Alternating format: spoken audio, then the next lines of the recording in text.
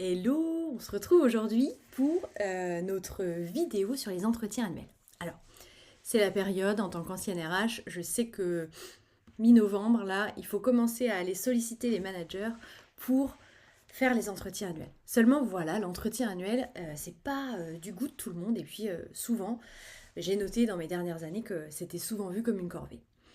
Donc, moi, j'ai envie de changer ça et j'ai envie de vous aider, de vous donner des tips, vous donner des conseils pour vraiment réussir vos entretiens annuels. Donc, premier épisode de cette saga. Première explication, déjà, c'est quoi l'entretien annuel? L'entretien annuel, en théorie, c'est un moment qui est privilégié entre votre collaborateur et vous, en tant que manager. C'est quelque chose qui est assez ritualisé. Si c'est un entretien annuel, a priori, ça intervient une fois dans l'année, mais ou plus, on peut le voir après. Et puis, ça porte d'autres noms. L'entretien annuel, c'est aussi entretien annuel de performance, l'entretien annuel de suivi, l'entretien annuel collaborateur, bref, il porte plein de noms, mais il a toujours une vocation, en tout cas, c'est faire le bilan de l'année et déterminer la performance des collaborateurs.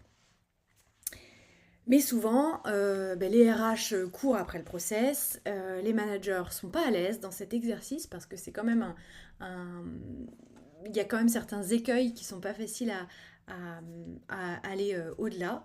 Et puis, pour les collaborateurs, ça peut aussi être un moment stressant. Donc, soigner cet entretien, ça a un intérêt particulier parce qu'on peut en faire un réel outil. Et moi, c'est ce que je disais aux managers, le but vraiment de l'entretien annuel, c'est pas qu'ils finissent dans les dossiers RH et rangés super bien dans les dossiers du personnel, dans les armoires, mais au contraire que ce soit vraiment un outil qui permette de développer la performance et développer la motivation du collaborateur.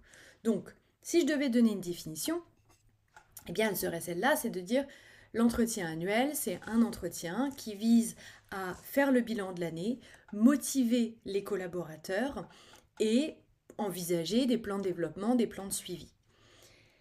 C'est un moment qui est privilégié, ça veut dire que ça se prépare. Il y a de la méthodologie, souvent il y a aussi un formulaire à suivre qui vous est imposé. Après, tout ce qui vous est imposé, vous pouvez aussi faire d'autres choses en plus si vous en avez envie. En tout cas, il y a aussi un timing à respecter. On va essayer de faire à la fin de l'année, par exemple, on fera le bilan de l'année et puis au début de l'année, on prendra un temps pour fixer les objectifs. Ça, c'est plutôt pour le timing. Attention, l'entretien annuel, parfois il y a une confusion, n'est pas à confondre avec l'entretien professionnel. L'entretien professionnel, c'est un entretien obligatoire, légal, qui lui est vraiment dédié à la partie formation. On en reparlera sur un autre sujet puisque j'ai eu la question, comment aborder la question de la formation d'entretien annuel. Mais en tout cas, c'est pas l'objet principal. Et l'entretien professionnel, c'est encore quelque chose de différent. Donc oui, pardon les managers, encore des entretiens à faire. En plus. Mais en tout cas, l'entretien annuel, le but, c'est vraiment d'aller développer la motivation. Et pour ça, il y a un état d'esprit derrière à avoir. Et le conseil que j'ai envie de vous donner, déjà pour commencer dans cet entretien annuel, c'est avec quelle intention vous partez pour cet entretien annuel. Qu'est-ce que vous avez vraiment envie qui se passe à cet entretien annuel?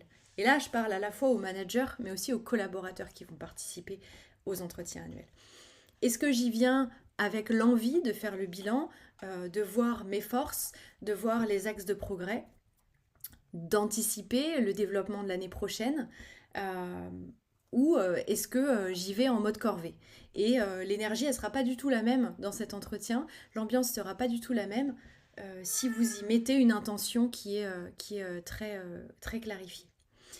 Donc ça, c'est vraiment le premier conseil. Posez-vous et demandez-vous l'entretien annuel déjà, comment je le fais, quand est-ce que je le fais, est-ce que j'ai un formulaire, et puis quelle est mon intention, quel est mon état d'esprit, qu'est-ce que j'ai envie d'y mettre derrière. L'entretien annuel est supposé être un entretien de motivation, un entretien de développement, donc il va falloir y mettre beaucoup de positif, même s'il y a du négatif. Comment on transforme ce négatif en apprentissage, en axe de progrès, en axe d'amélioration? Comment on dit les choses pour qu'elles soient aussi bien entendues? Et ben, si vous avez déjà posé une intention positive et bienveillante dans cet entretien et que vous avez envie que ce soit un moment de partage aussi, les mots seront plus faciles à venir. Donc posez-vous avec cette intention et notez qu'est-ce que vous avez envie pour cet entretien annuel. Faites-en un outil vraiment à votre disposition.